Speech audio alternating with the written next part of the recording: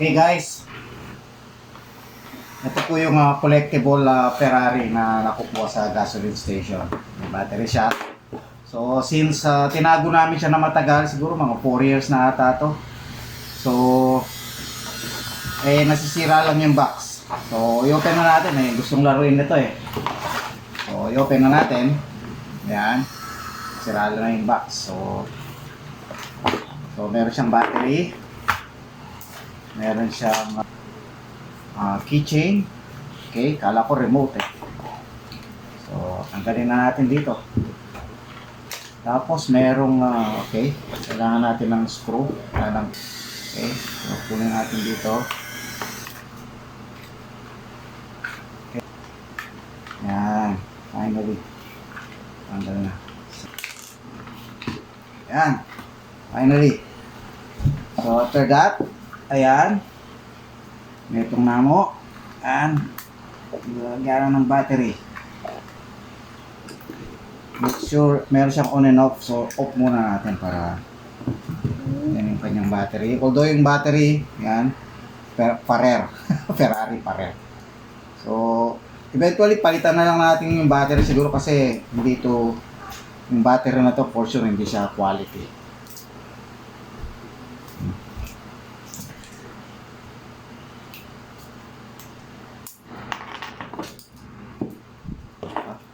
Pa.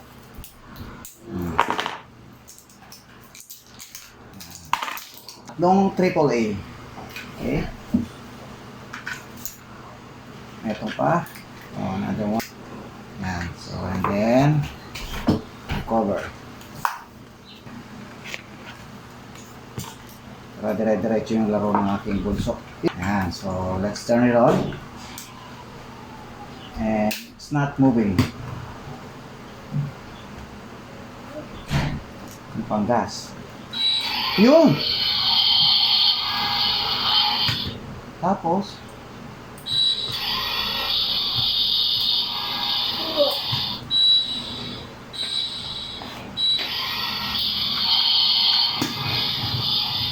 paano ba ito paanggarin? Kinargahan.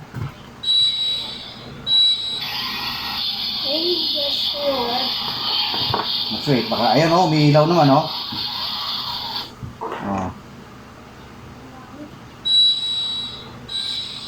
Okay, mamanda.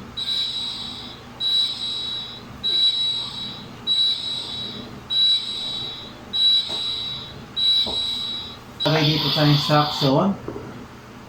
Ilalagay yon. Okay. And then, may keychain. How it works. Okay. Place a gas nozzle to the gas tank and hear a gas filling sound. Remove the nozzle to stop filling sound. Okay. After removing nozzle, you will hear a startup with red sound. And then you can use a keychain. Ito lang. Okay, wala naman yun. Sige. Number 3. After startup, red sound, car will move forward and accelerate sound will lights on. Then will move backward and secure nozzle. Okay. Okay, ulitin natin. Okay. So let's put it here.